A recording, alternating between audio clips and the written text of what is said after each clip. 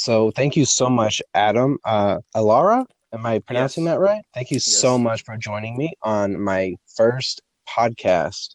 You are part of episode one, so thank you so much for joining me. I really Yeah, appreciate it. no problem. I'm happy. I'm honored actually to be your first guest. That's really cool. I've been following your page for a while, and you've been really there's always like, even though like it's memes, there's such a like a truth to what you say that just like I was like, oh man, this is great. I try to be as authentic as I can. The funny thing about my account, and a lot of people don't know, is the only reason I made it was a long time ago. I was getting into it with my parents, who are real religious, and I was posting stuff on my Facebook profile, because I was making a lot of atheist friends since I came out as an atheist, and then my dad confronted me with it, and he was real upset, and a friend on Facebook said, "Hey, why don't you go on Instagram and make an account and post all this stuff? That way, your parents don't, stay upset with you and things like that." So that's why I made it, and a place for individuals like yourself who have a place to unwind and have a good laugh at the silliness of religion and conspiracy, I guess, because I do post some flat earth stuff, but not as much as I'd like to. Oh yeah, no, I So mean, I feel like you do cover like not just like religious like hilariousness, but also,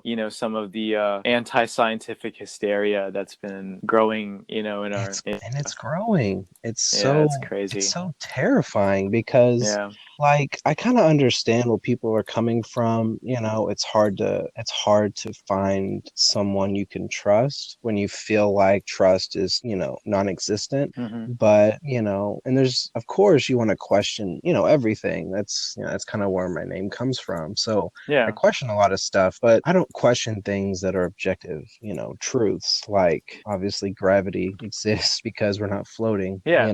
It's a theory, but we can test it. It exists. We just don't fully understand it. That doesn't mean, it has to be some kind of mystical energy or some other weird phenomena that, you could say, oh, well, God did that, or something. So that's kind of like the whole point of my page, at least. But I got to get into this album. So your album, I believe it releases on what day? It's gonna be out in 5 days, looks like. What's Yeah, the no, date? it's Tell us the six date, days. man. Six October days. 30th. Yeah, October 30th. Oh my yeah. goodness. And I believe it's called Origin Story. Is that right? Yeah, that is correct. It comes out in 6 days. I consider it five because like it actually like for everybody who streams and stuff, it like literally comes out at midnight Oh, of the good. 30th. So Yeah.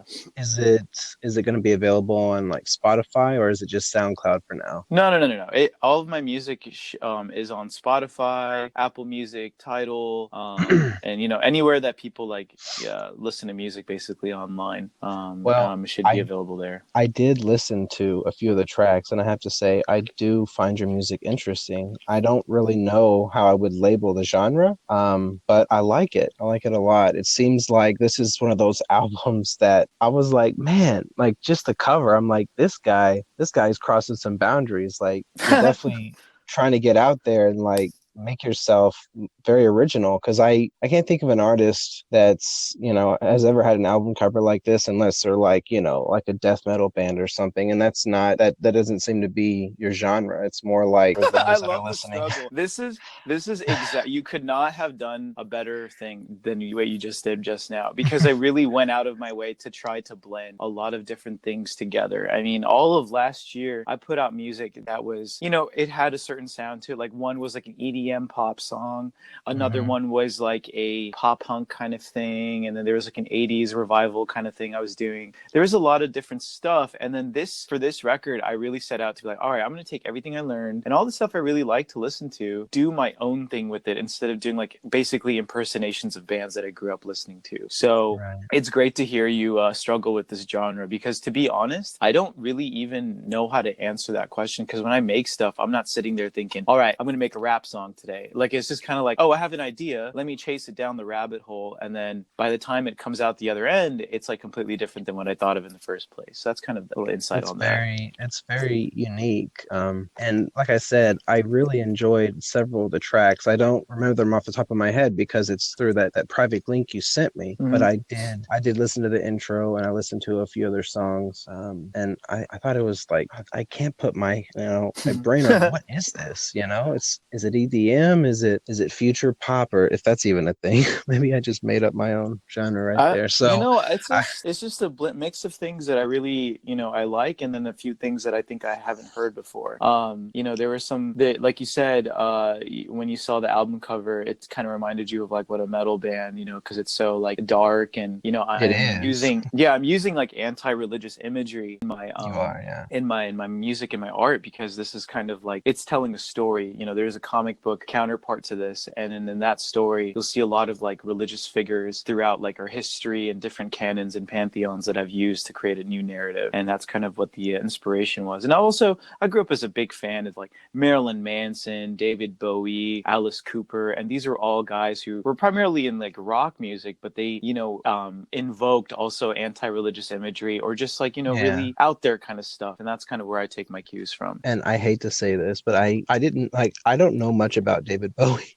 I know that he passed away, and I saw the iconic image that they used where I think he had pink hair or something. I was like, oh, that's David Bowie. It's not that Yeah. I don't like him. I've just, growing up, I was mostly exposed, even though my dad is religious, he wasn't very religious growing up. I mean, we still went to church. It was a Baptist church, so, church on Sundays, and that's about it. We didn't do anything else. But he got me into Eric Clapton, BB King, Oh, cool. classic blues music, and that's kind of what I grew up on. But he also Yeah. liked, the pop station. So, you could hear Salt and Pepper, and you could hear Eminem and artists like Nice. that, and all those Very 90s nice. bands that don't exist anymore.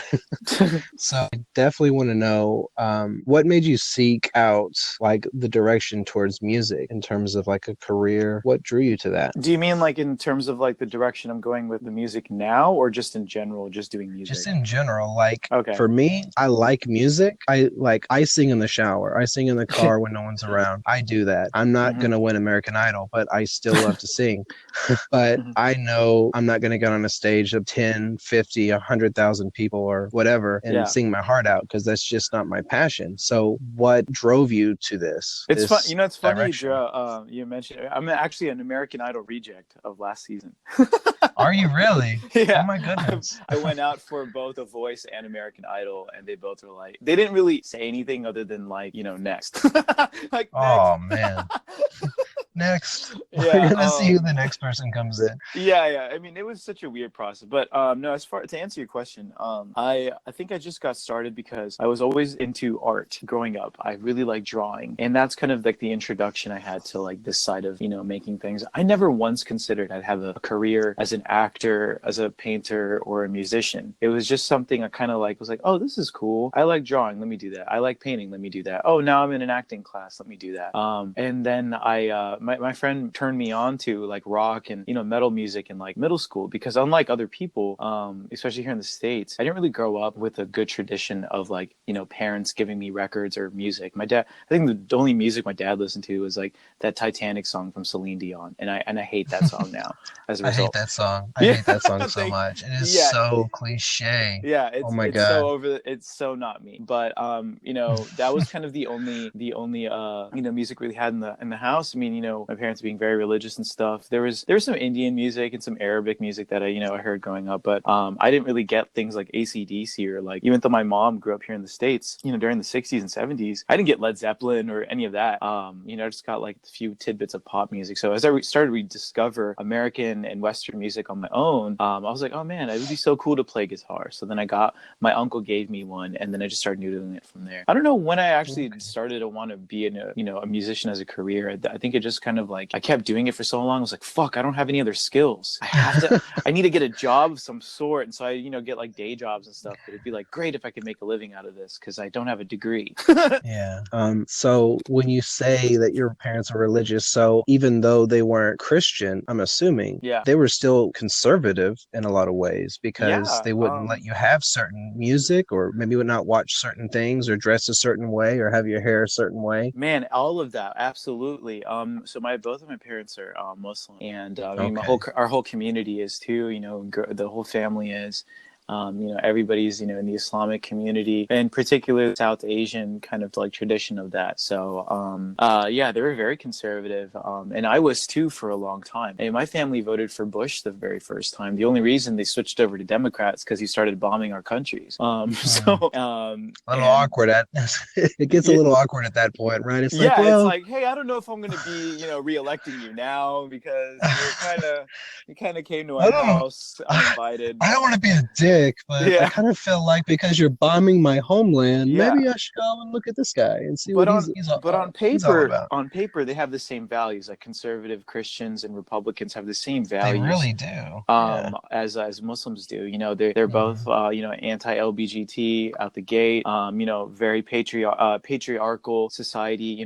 Has extreme implications of like misogyny and all that kind of stuff. The only I think positive I can kind of give to this community is that they're not really much in the way of things like pro-choice and pro-life. They seem to be a lot more understanding about those type of things as far as like birth control and abortions go. You'll never see somebody in a hijab outside of Planned Parenthood protesting, but you You definitely know, will see the mayonnaise sandwich line outside.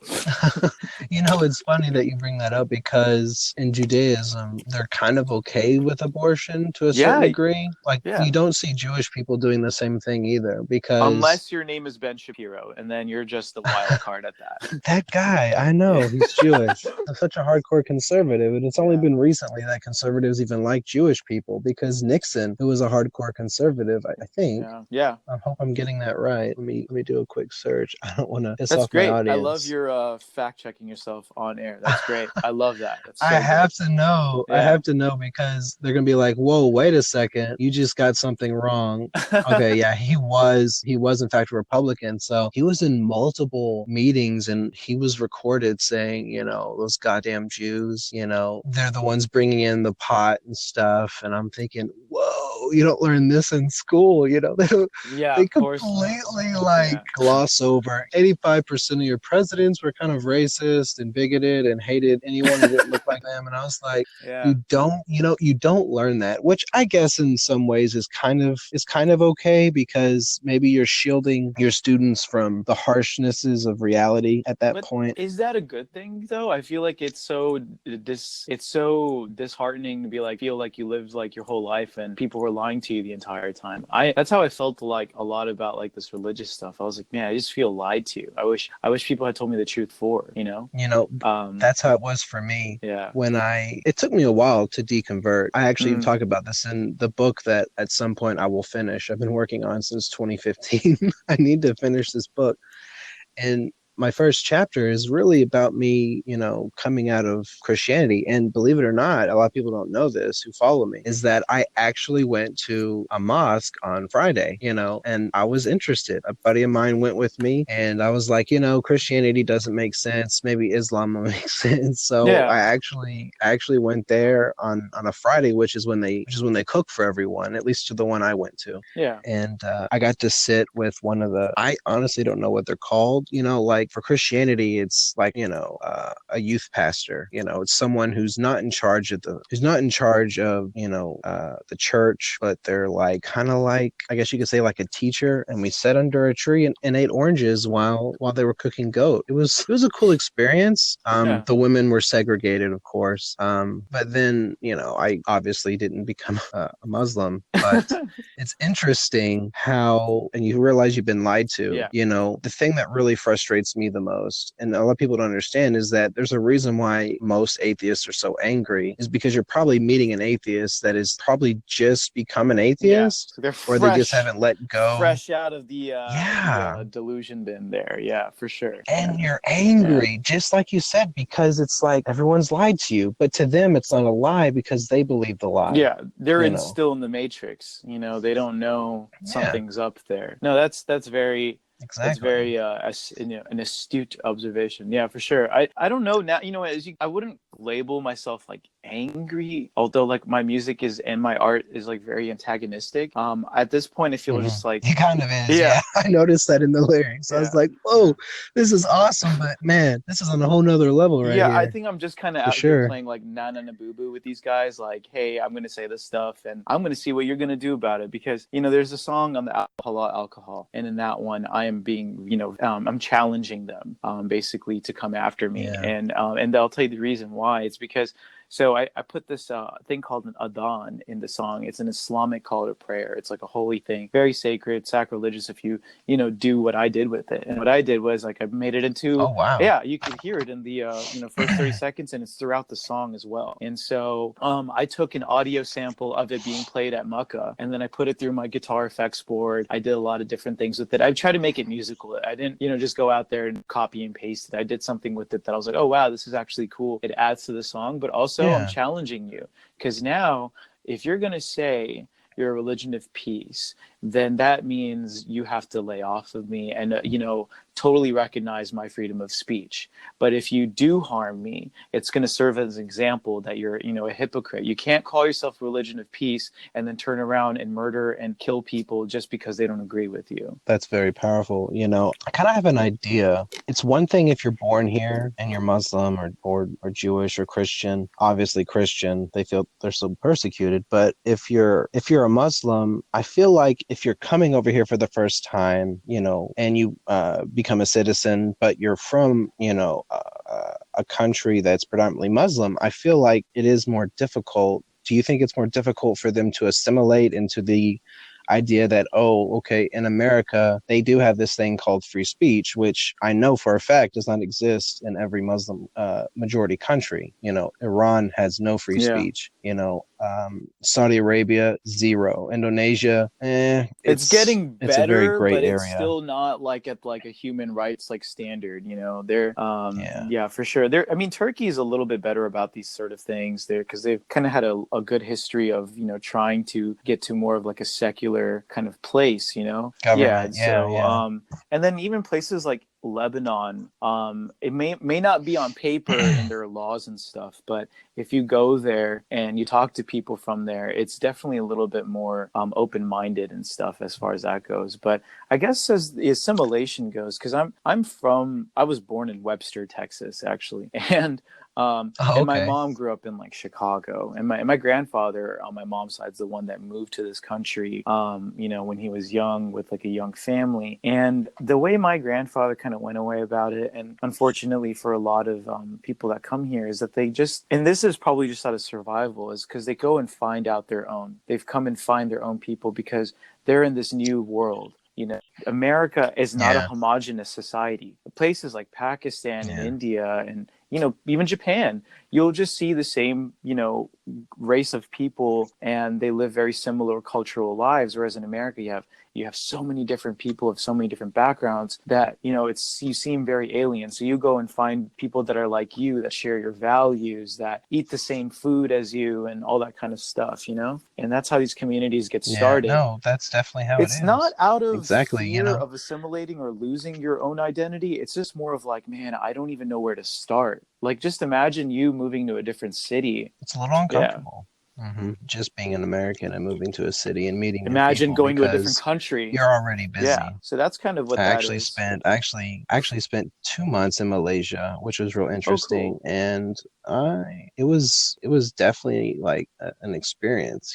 I didn't stay in a 5-star hotel or anything the whole time. I stayed, with some friends, and it was an eye-opening experience. It's just completely different Yeah. culture. And I'm glad I went because I learned something different. I became more appreciative. Not saying that Malaysia is poor or anything, but the way that they're paid over there is it's really unfair, and stuff like that. You work really hard, you go to college, and then, like let's say you go to college to be like a medical doctor over there. Mm-hmm. So what happens is when you get out, of course you work, and they have universal health care, but you can also have a private physician as well, which that's where you'll make the most money. But at the end of the day, you still don't make as much at all, even close what you'd make here. So you start to really appreciate, what happens like when you go to college or if you find a special opportunity and you can make good money. It's not always the option elsewhere. Yeah. So I am very appreciative of that, which also brings me to I have to know, is music and film, is that your true passion? Yeah, absolutely. I've always loved movies, and to be quite honest, I think one of the first things really, just as anything, made an impression on me as a kid was I saw that Jack Nicholson Batman movie as a kid, and that one just, man, that shit changed me, man. I remember as a kid, I'd go around on the playground pretending I was Batman. I would wear a costume underneath my clothes, and I was Yeah. crazy, dude. I love that shit so much, and that kind of got me into wanting to be an actor a little bit, because I was like, oh wow, I could never actually be Batman in real life. It's just impossible. But I like the idea of, like, you get to be different things and live different lives for a little while and get to explore that side of, like, humanity. So the cool thing about an actor is, like, for one project, you get to be like a firefighter, and then maybe another one you're, something completely different without having to actually, commit to being that for the rest of your life. So that's what's really cool about acting, I think, is getting to explore different sides of humanity most people wouldn't be able to. And then music, yeah, I love making stuff all the time. I love, trying to get better at this stuff too. I feel like art to me is like a self-improvement process. Yeah, Yeah. for sure. Yeah, I've always been picky with art. I can't draw, and I actually almost failed. I still remember back in high school, my senior year, I almost failed my art class because every single assignment, I'm like, I have a little OCD, and I want things to be just the way they, like, I think they should be. And I was also, a kid and didn't really understand how, art works. So I would make something and then it would take me forever to turn it in because I would keep restarting, and then I would show professor, I'd show my teacher, and he would say, Chris, it doesn't have to be perfect. I was like, it does have to be perfect. And he'd just roll his eyes and say, all right, just bring it later. I almost failed the class because I was so like, it has to be a certain way or I'm going to lose my mind. And that's probably one reason why I've never really been good at drawing, because if I mess up, then I just give up kind of thing, at least with that. And Oh man, you always hear stories. that's really funny, because, like, I am the same way. I'm very perfectionist when it comes to this stuff, but then I've started to grow and know at what point it's like, all right, I'm at the limit of my personal skills. Let me see if I can bring somebody else onto this project, collaborate with them, and see if they can help me close the gap. Because I'll have something in my head, and if I'm not hearing it, in my headphones or my speakers, that means I'm either at my, like, limit of what I could do now, or I, need more, resources applied to this, where, being like different, musicians and stuff. So I'm Mhm. very same way, where it's like, I'll start something, I'll make 50, 60 drafts of the same song before I'm like, all right, it's done. That never goes away. You just get faster at turning around edits or whatever, or just, I think I haven't hit my 100 song, mark yet, but I heard you have to write like 100 really bad songs before you start writing really, really good ones. So we'll see what happens. It's a process. Yeah. So, is there anything that you dislike about the music industry that you would change or? Man, where do you get started with that, dude? I mean, look at this, man. Check this out. So Spotify is giving premium users like free Google, homes, and these, like, millions of people getting this device, and it's like they can't even pay us, like, more than 0.008 cents a stream. Like, that's craziness, Oh bro. my God, so is that really how much you make per stream? Something like it depends. They have different tiers. So the way the Spotify, if you care to, do you want to know how it works, like how people get paid? Honestly, from your perspective, I Okay. do. And, you know, So because you're there and you know what's going on. so So say let the listeners know. here you guys go. So this is how Spotify works. So Zug, this is how it's been explained to me. And from research and my own paychecks from my distributor. It's you have, say there's only 100 users of Spotify, okay, and they all pay $10 a month to use Spotify. Spotify is like a Netflix for music. It's you don't own any of the music that you're listening to. Like, if you would to buy Yeah. a CD or a record, you're basically paying like a rental fee to access this music collection. So Spotify is like a giant music library, and you're paying $10 a month to get a chance to rent the access to this library. Then if you terminate that, partnership, or, your membership, you no longer have access to this library because you never owned it. You're, just renting. So anyway, so you pay $10 a month, and say those 100 people only stream one song that month each. So that's 100 streams. I'm just giving you simple math here. So it's Yeah, yeah. 100 streams that was done in that month, and they all paid $10. So 100 times 10, that's 1,000. Basically you would divide the number of streams, and the number of, how much money they have, and that's how they determine how much one stream is worth. So every single pay period, it actually changes because some people listen to more music and then some people listen to less music, and that changes the value of the stream. And that's, crazy, because if I stream something, once as a $10 user, you could listen to the same song 100 times that month and you'd still pay the 10. So it actually devalues the stream, because it's not the Yeah. same thing or whatever. So that's kind of how the business model that works. And then we get a portion of that payout at the end of, the billing cycle or whatever. I've heard like there's been a lot of people, a lot of artists that just are kind of getting irritated with, the whole Spotify thing because it seems like, it's mostly the artists who have the largest monthly listeners is what it shows. They're the ones who typically will get the most out of the Spotify, package. Because their stuff is going to be listened to the most. It's probably going to pop up, as soon as you log in. Even if you've never listened to that before, they probably will suggest it more, right? Yeah, I mean, it's in the best interest. That's how it's always been, though. Like it's just turning. It's no longer just like, no man's land. It is. Spotify has record labels that own shares in it, and like they have a vested interest in making sure that their artists and their constituents or whatever are looked after. If you're Sony BMG and you Yeah. own a stake in Spotify, you're gonna want your artists to get the most out of that, because no one's buying CDs anymore. But actually, what's funny is I've made more money doing my pre-order for my record this month than I have the year of Spotify royalties. And that might be because I'm a small artist and I don't have as many monthly listeners, but it just goes to show you that I had a song that had 30,000 streams, and I did not sell 30,000 records of my album already. So this goes Yeah. like, it's crazy. That doesn't seem very fair. I mean, I I don't don't know have a enough better about solution. I don't steel, know. I'd rather have Yeah, somebody paying to listen to my music than, I guess, pirating. But at the end of the day, since I'm a small artist, I'm actually just happy people are listening to begin listening with, to it. Yeah. And as far, I mean, that's just nitty gritty. As far as like what I'd actually change, I mean, my personal self right now, man, I feel so like, I'm not trying to sound like a victim here, but I'm like cut out from all this stuff. Like this year, I played like a headlining show, which is great. There was like over like 100 or so people there.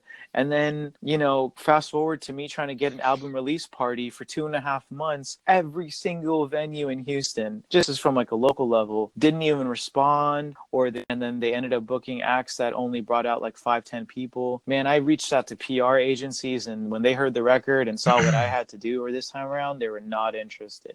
And they're like, dude, we're in Yeah. Texas. What are you doing? A brown man out here parading around as the Antichrist? Get out of here.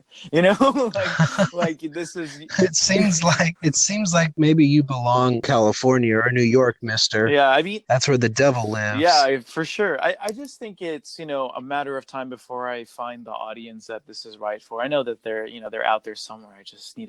I will find them. Houston's pretty progressive, but I would say that's probably an area that wouldn't you're definitely gonna struggle a little. And I hate to say that, but it's weird because Houston has a satanic temple. I think it's in Tomball. Yeah, I'm part of that. But are Yeah, you? I Okay, haven't gone okay. to So many meetings. I'm not like an active member, but they're a fun group. They do a lot of charity. Nice people. They mhm, all look like metalheads. they They are. don't. I don't think they care to do with music, but they're nice guys. Certainly. And that idea that, oh, they must be sacrificing little baby kittens in there or something, And it's don't go ironic in that because house. the history of like these Abrahamic religions is built on like sacrificial like I rituals. know. Like look at Islam, like every Eid, they'll like sacrifice animals to God because Abraham almost killed his son or some shit.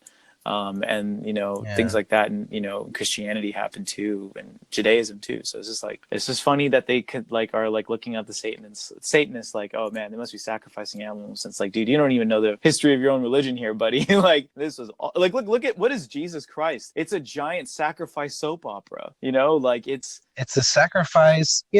I'll tell you exactly what it is. It's one God's ego so inflated that he has to sacrifice himself to save everyone from himself. I mean, when you say it like that, I don't know how people can't say that's insane. oh man. I've said that to my mom. We've had discussions. She's a fundamentalist, is where I was around most of my teenage life, was in fundamentalist evangelical. So that real, jumping in the air, holding your hands up, No way, for real?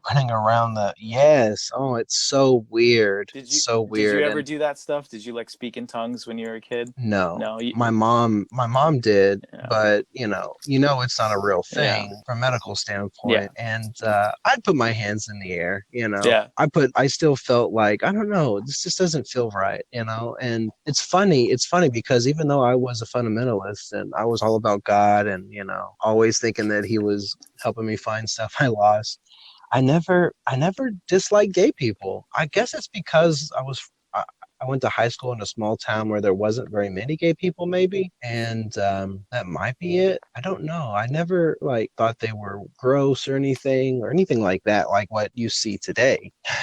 So I don't know. I guess all I wanted to do was play video games. I didn't really give a shit what anybody was doing in high school. I just wanted to do my own thing and hang out with friends, and I just didn't care about all that social bullshit. Well, you're I very guess I lucky just because didn't. my past is not at all like because I grew up very conservative and religious. I did have a strong hatred and I was a piece of shit, bro. And there's nothing else to blame but like this, these traditions that made me think this way. I would never have hated my fellow man for living the way he wants to live in a consensual way with Yeah. adults if I wasn't given this dogma. So I grew up in high school. I remember I was antagonistic and I was even a bully to some gay kids and some trans kids too. And I have a YouTube video that I'm going to have coming out, like a vlog where I talk about, growing up as a bigot and, reforming and now like trying to do as much as I can within the LGBT community and wanting to Yeah. make and not just make try to help out now that I know what kind of stuff they go through. And if you think it's bad here in the US, like wait till you see what happens in the Middle East to them, man. It's like that was the main inspiration Oh for man, halal it's alcohol. crazy. I started writing that song because I saw in the news that like ISIS was like just throwing gay people off cliffs, and I was like, well, how can you call yourself a peaceful religion? How can you do this when you're murdering people? Like, do you think you can just put God's judgment into your hands and do this to your fellow man? Like, this is kind of like those kind of philosophical questions I was trying to raise with the record. That's kind of how that got started. But yeah, man, I was such a piece of shit to gay kids. I was in theater too, so I was in the wrong place to be, like to have these views. But I would debate people. I'd pull out like scriptures and I would be like, how could you live this way? Because I really did feel that I was helping them. I felt like, man, if you continue to be gay as if they had a choice, you're going to go to hell. And I just wanted them, Yeah. out of my somewhat good intentions, to get them out of that place. And now, definitely know better not to do that. I feel like to a certain degree that that's kind of the situation. I feel like there is some genuine, sense of righteousness when Christians do the things that they do. But at the end of the day, I mean, that's someone else's Yeah. life. I mean, just let them do what they're doing. As long as what they're doing doesn't bring physical or emotional harm to someone else besides yourself, because it's emotionally destroying you. Yeah. Just let people do what they do. I wish it was that I just simple. I think, do, but I've been on both sides of that. So I, I I know. understand why they are the way they are, because for them it's a very real thing. To us it's just a belief. But to them this is a reality. Yeah. This has consequences and grave ones at that. They think they're doing the right thing by saving you because they're doing the same thing. I mean, it's coming from the same place that we would do something for the good of man. So to them they're thinking they're Yeah. out there doing this thing. it's not just a belief to them. Whereas to us, Yeah. it is just like, hey, bro, It's somebody else believes something down the street, which is completely different than yours and mine. We should all just be cool together. But it's not that simple, and I wish it was. I actually debated my mom again with my mom at times. I asked her a real simple question. I said, so let's say, let's say God, Jesus, Allah, whoever, let's say God exists. And she said, okay, he does exist. I was like, right, okay. Let's say God exists, Jesus is real, and you pray to him, pray to him. When you die, nothing happens. You don't go to heaven, you don't go to hell, you just cease to exist, like in reality. And I said, would you still go to church? Would you still worship? Would you still praise them? And she said, no, I don't think so. That's what my mom said. But then, because this is what happens when you're a fundamentalist, because they believe that, you can't, like, immediately when you start questioning, then, it's Satan tempting you or some shit like Mm-hmm. that. So she quickly backtracked it and said, no, I think I would still worship Jesus. And I said, even if there was no afterlife, Mm, good or bad? She said, yeah. So I feel like what it boils down to is people want to control, mm-hmm. they want to control their fate, their outcome. So humans altogether, I feel, they don't like the idea that they can't control the situation. Mm-hmm. Probably going to piss off a few people who will be listening to this, but obviously rape and murder is wrong. Yeah. But I feel like what makes dying, let's say from someone shooting you, what makes dying from someone shooting you or someone forcing themselves on you, it's not just the act that the person is doing. I think a lot of it is just the fact that you have no control. You can't stop this individual from shooting you. You can't stop this individual from raping you. So that's kind of what I think religion is. It gives people a sense that I can control, as long as I do what I'm supposed to do, what's in this book, I can control the outcome. Mm-hmm. You know what I mean? That's that's what I think religion is, honestly, in a nutshell. Yeah. That's just how I see I it. mean, it's hard to try to quantify, like, all of the reasons as to like why rape is like bad. Like, obviously, I hope no one get, I Obviously, hope no one it's gets the horrible. wrong idea of what you're trying to say, because like it very much Yeah. is like a lack of autonomy, and most of these things are just that. It's like, you have taken this thing away from me. You've Yeah, taken someone's ability to control that yeah, situation, because when two people, man, man, girl, girl, boy, girl, whatever, are engaging in, sex, they're both in control. Typically, one might be a little more control of the other, but it's all consensual, yeah, right? yeah. The So idea is the consent. idea is, Yeah, is that yeah, it's consent yeah. and you still have some control, because all you have to say is stop, please don't do that. And most likely, hopefully, your partner will stop. But that's the difference, is with a rapist or a guy holding a gun, they're not going to stop. They're just going to keep doing it. And then you have no control there. And that's one thing that makes it so terrifying. Mm-hmm. Same thing if you're in a car accident. What happens then? It's not just the fact that someone's slamming into you, it's because you can't stop them from slamming into you. And that's what's so scary. Mm, You can't control the situation. That's just how I feel humans are. They like to know that they can control something. And religion lets them control. The scariest thing, I think, for anyone to experience is dying. I mean, it shouldn't be. There's plenty of cultures that, celebrate dying yeah. as a more positive thing. But in the West, it's very sad and depressing. And we're all kind of feel that way now. Conditioned We're to. Yeah. raised, yeah, And you would think in a mourning, forward it's thinking sad. society, they would come to terms with like, hey, everything in the history that's ever lived ever has died. So instead of trying Yeah. to make a big, like And invent a religion. around it, just be like, hey man, it's I gonna know. happen. Let's just enjoy the time and do what we can that's good up until then. Not do this whole Exactly. dance, like this.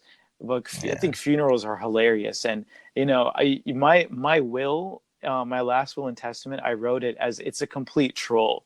Like, there's provisions in there that are like, when so basically a clown is going to be reading my those last things where before you put somebody in the ground or whatever, he's going to be reading a Dr. Yeah. Seuss book, and everybody who's in attendance has to be wearing a happy birthday hat and be standing on one foot, rubbing their tummy and patting their head at the same time. And so there's a lot of things like that. I was just like, man, it'd be like my last great prank is when I die, just make all these people subject to this hilariousness so they're not feeling sad about it. Comedy I feel like that's the purpose of comedy, is that that's what comedy does, it's like the middle ground between extreme and passive. So it gives everyone the ability to say it's all right to laugh at that, Yeah. you know. It's all right to say, you know, Adam's dead. He had a great Yep. life. So we're gonna rub our bellies and wear these ridiculous Yeah. hats, and hopefully no one's recording this and putting it on YouTube. It's very important to have a positive outlook on it, because even for me as an atheist, death is scary, you know? I mean, I'm okay with it happening, but it's more like I kind of wish I could see how everything ends. You know what Yeah. I mean? Like I want to see the cosmos end. Like wouldn't that be awesome? I mean, I mean, obviously living that long you'd go none of crazy, but us know what still. happens, after we'd have to die for us to really know truly what, I'm not in a rush to go off myself or anything, but I'm scared that if I do go away, I won't be able to create more meaningful, I wouldn't be able to make music anymore. I wouldn't be able to act anymore. If I were to die right now, it would suck because like I don't think I've really reached a level that's been like impactful to like my mission, which Enough yeah. people. Yeah. And I'm trying to be what, because in my community it's very, it's very religious, very conservative, and it's a big thing where if you speak anything bad about Islam, you're really, you're there. I mean, you're Islamophobic basically. But what Yeah. if you were to have somebody who was raised Muslim, who's lived in Muslim countries, who's grown up speaking Urdu and Arabic, and read the Quran and memorized the Quran and went to Islamic school and now is an outspoken critic of like, some of these, institutions and stuff. You wouldn't really be able to call him an Islamophobe because he's part of the diaspora, he's Yeah. And Islam isn't a race, no. you know. That's something that Bill Maher talked about with Sam Harris and on Real Time with Bill Maher, you know. And Sam Harris said that it's more of a propaganda term, and I kind of feel like it is. I do think I do think there's people out there that are truly terrified of this, you know, conspiracy that, you There, know, Muslims are trying to take yeah. over, you know, America or something. But I don't think So I I would would say say being somebody, it's not a it's fear. no, no. Well, phobia Yeah. doesn't just mean, an irrational fear. It's also like an irrational distaste or hatred. Like people who are homophobic that Yeah. go out and That's lynch true. gay people or like murder them, they're not scared of gay people by any means. They just hate them, Yeah. That's true. So the same thing Yeah. with, Islam. I've been on both sides of this, right? Obviously, being somebody who grew up in the States as a Muslim and now somebody who's, making art and trying to spread awareness of like secular ideas of my own brand of doing things. But as a kid growing up in Texas, I was bullied, I was beaten, I was harassed, I was made fun of, publicly humiliated for being a Muslim or being of, South Asian Arabic descent. This is something that I did experience in my youth. I remember my Islamic school that I attended when I was 12. I only went to private school for 1 year, and I was actually expelled from my Islamic school when I was in middle school. But that year, I remember like a bunch of rednecks had called the school and said, "Oh, if you're going to bomb our country, we're going to bomb your school." And we're a bunch of kids, minding our own business. So it Yeah. is a real That's a thing. little too It's a real much. thing that does I exist. yeah. But at the Yeah. same time, the term gets taken hostage when somebody who's a secular humanist is just expressing general criticisms towards Islam and not necessarily towards Muslims, if that makes sense. Yeah, definitely, definitely. So I guess Islamophobia could be the right term. I guess it'd be Muslim phobia. That would make no sense. Yeah. But that's definitely how I am. Like for me, I never hate the person. I just dislike the practice because I have Muslim friends that I've actually made while I was attending community college. I debated a couple of them. I debated. Uh, I'll tell you though, the funny thing about debating a Muslim is the women are pretty passive. You know, I've only debated two, and they're both very passive, very friendly. I don't know if it's because I don't know if it's because I'm a guy, or if it's just who they were as a person and not necessarily because they're a Yeah. woman. I'm just saying when I debated two men, one was in a math class and one was in a religious studies class focusing on Islam. Best place to debate, right? Yep. Just in the lion. I'm in the lion's Hey, den. So way to go. I debated. I'm proud of myself. So I debated this gentleman. Now he wasn't as aggressive as the guy from my algebra class. He was a lot more reserved and it was a lot easier to debate with him. But the guy from for my algebra class, he was really aggressive, and I actually became friends with a Pakistani girl who sat next to him. I don't know where he's from, and she was really friendly, she told me how she was going back home to marry a cousin, Oof. because that's kind of what they do over Yes, there. they do. So I asked her, I was like, is that what you want to do? It wasn't like that. Oh God, I hate that fucking movie. What is it? God's Not Dead, where where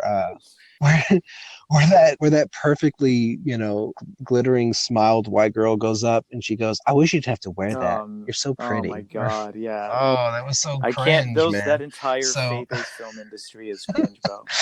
pure Yeah, flicks. It's such a yeah. joke. So I asked her, as a genuine friend, because I got to know her and I thought of her as someone special. And I said, is this what you want to do? Do you really want to marry, someone you don't really know, even though they're related? And she goes, no, not really, but it's just kind of what you have to do. It's just, it's just kind of what's expected. And I honestly felt bad for her because, maybe she wants to be with some other guy, like another, like someone she grew up with or something, but she, was having to, marry one of her cousins. I think it was like a third cousin or something. So it wasn't like some Alabama type Oh no, they stuff. do marry first cousins out there too. I mean, Do yeah, in the they? Middle Oh East, it's wow, not yeah. against the religion to do that.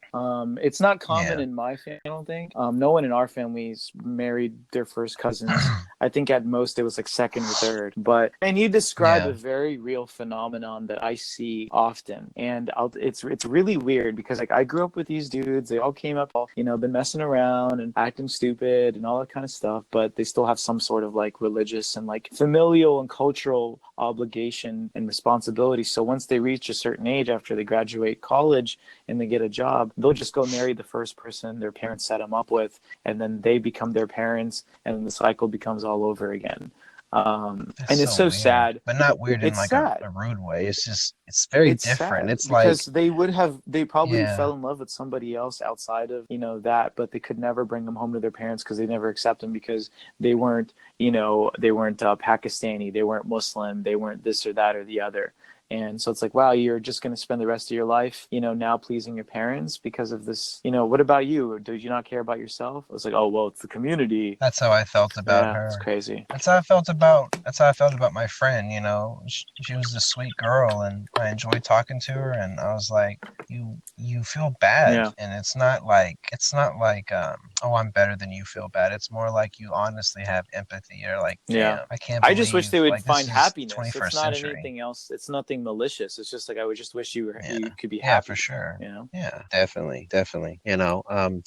Wow, that's always been a hot button issue though, is trying to debate, Islam in general. Well, it's So, because I'll tell oh, you, it's just because like the main people that have been doing it have been like like Sam Harris, Richard Dawkins, and all basically just white men, and so it's almost feels like it's coming from a place of racism, even though Islam isn't a race. But when you think of majority of the people in the world that do practice Islam, they are people of color. They're coming from Africa. The most yeah. Muslims in the world are in Indonesia. So you have so Yeah, it's the yeah. largest it's the largest Muslim population in the Yeah. world, and a lot of people Yeah, don't no, know people that. don't. Yeah, they just think that everybody's like brown and Indian. It's like, no, you got it wrong. First of all, Indians are majority not Muslim. But anyway, like because it's coming from like a white man, it has the same taste of racism because it's like, oh, just 2 degrees of separation from somebody telling me the same thing about my race. Now you're telling me this about my religion. So if we Yeah, there was a problem is like apostasy and outspoken criticism of Islam is completely outlawed. You're punishable by death. it's very You can dangerous. get It's killed very for it. They have dangerous. anti-blasphemy laws and all this kind of stuff. So if we had more The Satanic Verses, Oh man. yeah, look at Don't you Salman remember that Rushdie, and book? that was just a fiction. That was a fiction Yeah, book. He wasn't making a point. It was a love story. he wasn't. Yeah, It yeah, was, and he still has yeah. bodyguards. I'm trying to remember her name. She's one of the proponents for Oh secularism man, in the is Muslim she world. now an African? Mm, I am gonna punch myself for this. Again, I have to go to my computer, guys. Let me see. I think I know who you're She talking was a about. frequent guest with Sam Harris. I know it's Ali something. Ali. What is her name? I don't. I'm probably not gonna say her name right. What is it? It's Ayaan. Ayan Hersey Ali. Yeah. Yes, Yeah, Ayan. Ayan Hersey Ali. Ayaan So Hersey here's the really disappointing Hersey thing about Ali. her, right? Because I was just talking about how we need more people of color, more, proponents of secular, kind of thing and criticism coming from, our own people, and also people who are like formerly Muslim, who would know better about Islam than somebody who actually used to be one, following For Islam. sure. And so Ayan Hersey Ali, a African woman who was, brutalized and experienced firsthand some of the terrible things that happened growing up in these countries, and, her forced marriage and all that stuff. Great opportunity to come out and, talk about misogyny and patriarchal things. And now she's one of the spokesmen for PragerU. And I am so disappointed in her for this, because it's like, what a What? wasted Oh my opportunity. Yeah. God. So now, Wait, she's secular though, yes, right? but that's such a right-wing Christian fundamentalist organization. Like, I do not. That's what I'm Yeah, saying. I'm like, why would she be working yeah. with a hardcore Here's Christian made up here's university? something that's really weird that's happening. I've noticed with, things like the group. There's a group called Ex-Muslims of North America, and there's all these other like Oh, organizations and stuff. They all, for some reason, they grow up liberal because, they're. I don't know a whole lot. So, Yeah, back to what you were saying yeah, about the Jan Hersey Ali. Yeah, for sure. Like, a lot of these people who were now coming out that were Pakistani or Arab, that used to be Muslim, that are outspoken now critics of Islam, are now defecting to being like right wing supporters and criticizing the liberal left. And I understand some of their complaints, but it's also like, you're working against yourself, because these people aren't pro-choice. They're not yeah, pro-LGBT. They're not any of these things, that the reason as to why you left Islam in the first place, yeah, So, definitely. Wow. Yeah, I don't post a lot of memes about Islam, and it's not because I'm afraid to, I'm not worried about that. And I always get frustrated when someone will comment on something and say, "Oh, so when are you going to post stuff about Islam or Hinduism?" Now, the people who ask about Hinduism is I'm actually getting a very large following from India, and they actually want me to post more stuff about Hinduism. But here's the thing, I'm a very genuine person, so I'm not going to post something I don't really yeah. understand a whole lot about. And I'm one of my next guests is a buddy of mine from India who is going to be, breaking down all the myths of Hinduism. So I'll get enough hopefully out of him to where I can post more. But to be honest, since I don't really get the jokes, because I do follow a guy called Hell Spaghetti Monster, and he is from India, and he posts mostly Hindu memes, and I don't get any of them. And they get 1,000 likes. I'm happy for them. I'm like, I don't get how this is funny because I don't get the culture. I don't get the Yeah. joke. I don't know enough about Islam. I know about the five pillars. I know you can pray to get out of hell. I know there's really only two, factions. There's Sunni and Shia. That's really about all I know. Yeah. I know a little stuff about Muhammad. He flew to heaven, he split the moon or something. Salt water and fresh water can't mix or something. That's something that's in there. I don't know enough. I don't know Yeah. enough No, it makes to where I sense feel though. Yeah. confident to post something that I think, oh, this is going to get 2,000 likes because, I know what I'm talking about. I don't want to post the wrong thing. I typically will post something, it probably has Judaism in it as well as Christianity and Islam. Like, it's like a multi post, like it'll have all three of them together. No, that makes There'll be sense some though, because goofy you little grew up post. with, like a certain brand of Christianity, and that's where your breadth of Yeah, experience kind of comes from. Why would you be it criticizing is. or lambasting, or like, mocking something you don't even understand? That comes from a place of ignorance, and then somebody can turn back on you. It's like, It you're just does. saying this And because you don't know. I don't want to be that memer, I Yeah. guess you could call it. God, am I a memer? I don't want to Well, be I don't want to be that memer I had that somebody come does that. after me on Twitter because I was saying something about, like this like religious, something about Iran, and how, women are wanting to be allowed to not wear hijab, and there's this thing called White Friday where they go on the street and they rip off their hijabs in protest or whatever. And so I was talking about that, and this white girl was calling me a bigot and an Islamophobe. And I'm like, first of all, you really need to know who you're talking to here, because I I have lived in like four different Islamic countries. My parents are Muslim. I grew up in the mosque, and like I like kind of listed out my resume. And I'm like, I think I have some more Credibility experience here. with this than you do. You need to have a seat, honey. Like, That's something that really frustrates me. And I have to bring this up with my followers because I've lost a lot of followers because I'll post opinion pieces in my story about trans people or Islam or abortion. And you know what's funny is I actually did a piece on questions. I even said in the very beginning of the story, I said, these are just my questions. I have these questions about trans people. I don't have anything against trans people. I've never looked at one and thought you need to die. mhm. Like, holy crap, who thinks like Yeah, that? I don't even care if they use the same bathroom. Come on in. I'm not looking at your yeah. junk. You come on There's in a and great you slogan just for do that. your business and get Great out. slogan for that. It's I don't care who you are, or who you want to be. You can pee next to me. Just wash your hands when you're Yeah. done. That's what I'm going to add to the end of that. Just wash your goddamn hands when you're done. It's so fucking Yeah. disgusting. So So you ask I questions. I Yeah. ask these questions about trans people, and I don't know if I have a large trans following. A lot of people don't send me messages because maybe they think I won't respond because I have a good amount of followers, but I try to respond to everyone. I give most people that little quick heart emote, Yeah. because I sometimes just don't have time to respond to Mm. everyone. And it was straight, of course, I hate to say this, straight white Yeah. women Hmm. mostly who commented on my trans questions saying that I was insensitive, that I'm hateful. I didn't know you were this person. I'm unfollowing you. And I was You're just just like, asking because you I'm don't just know. asking Yeah. questions. And this is the biggest kicker. And I want everyone to understand that this is really what it boils down to. I didn't offend a single trans person that follows No. me. All the trans people that wanted to comment sent me a message. Thank you so much for being honest. I have the Hmm. transcripts. Thank you so much for being honest. Thank you for being just asking the question and civil about it. And I'm like, answer the question for me. I understand it a lot better. Trans is very new even for me, even as an atheist. That doesn't mean, I have to understand everything immediately. As soon as you become an atheist, you understand everything that's new and trending. No, that's I'm not how it works. trending as in Yeah. this is what everyone's talking about Yeah. now, not trending like it's just a choice.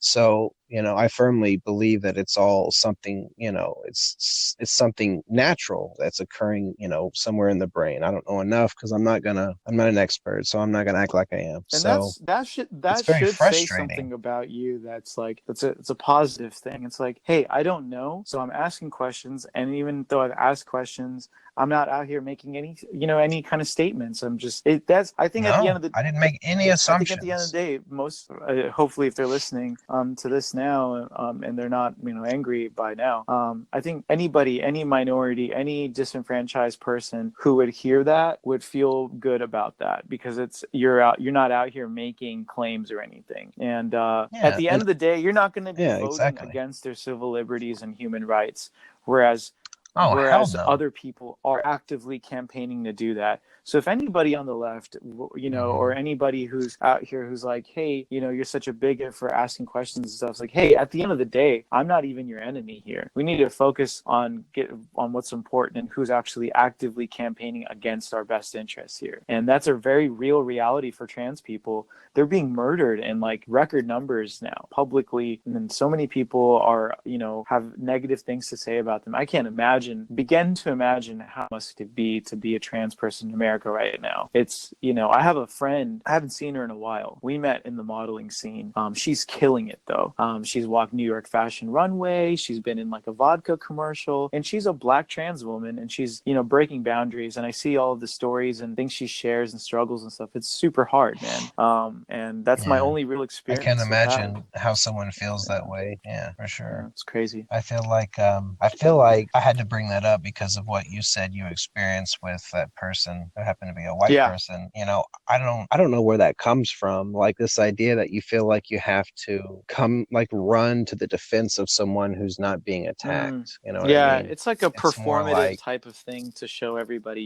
I mean, sometimes it's good, but I think it's misdirected often. It's like, dude, no, no, no, no, no. We're on the same side here. I just want to know what's going on. And then when they do it to me, it's like, bro, you're saying I'm Islamophobic, but all I'm saying is, anti-homophobia, misogyny. So you're just exploding right now because you don't know how to rationalize both ideas. You have a horrible things to say about gay people and women, and about okay with slavery. So I'm just out here saying that that's wrong. But now you're saying that I'm wrong for saying that's wrong. So you believe those things are right? Is that what's going on here? Because I don't think so. You can't I have think both. I think they just assume I think they just assume that you're some angry, white person on the other side Like, look or at me. I am some openly a brown guy. I get, how as an act, Have you not seen my profile I know picture? for real, and no one knows like this more than me. Is because like I was almost an actor, so I'm in the business of like having to be oftentimes the only brown dude in the room, or literally just showing up for a gig because I am brown, and they needed a guy for that. So I I completely understand and I completely yeah agree. It's just I feel like a lot of it, like I don't hate SJW culture. I feel like their heart's in the right yeah place. Okay, so here I go with another hypothesis. I feel like for me, they might have been trying to do in the beginning was trying to prevent escalation. Because if you look at our history, just go back a little bit further to the 60s when black people were trying to, march and get rights and they protested peacefully, what happened when they did that? Well, they were, met with violence, death, yeah horrible, horrible yeah things because no one jumped in front of that. I hate to say it, a Christian white person, because that's predominantly what they were, especially in the 60s. I'd say probably about what 96% were Christian minimum. So I highly doubt many people were atheists or at least open about it in the 60s as much as they are yeah now. So, maybe that might be something because look how fast something back then would yeah escalate. A group of college students protest for equality.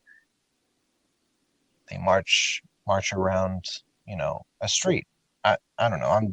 I'm just creating like a scenario, and then a bunch of angry white Christians show up, and they start throwing rocks. It gets more violent, and yet the the person in the middle, what you would call a real social justice warrior, doesn't do anything. They kind of just let it happen because they don't want to get involved and maybe something physically, could happen to them, like a rock could hit them, maybe they get shot, So maybe that's what they're trying to do is maybe it started off as let's try and stop this homophobia, let's try and stop this racism or whatever they think is happening to someone who's not them. Let me jump in now because my ancestors didn't do it yeah then. Maybe that's what they're trying to do, but I agree with you. They're just not doing it right because you can't just yell and scream. I don't like most, right wing individuals either. I think, most of them are hateful. Not all of them. I think most of yeah them. But yelling and screaming and calling someone, calling someone a homophobe or calling someone an Islamophobe like what happened with you, and just yelling and screaming at them, that's not going to convince no them that if you've done something wrong, here's why you shouldn't do it. Yelling and screaming and throwing a tantrum, that doesn't Yeah, make you and just right. It just makes complaining, people not want to yeah, talk just to you. complaining online isn't going to really do anything either. I mean, it might bring awareness, but if anything, it's just going to make people defensive. Because I don't know about you, but me, when I was under like the whole right wing, conservative, religious, like mystic, I was under that whole spell.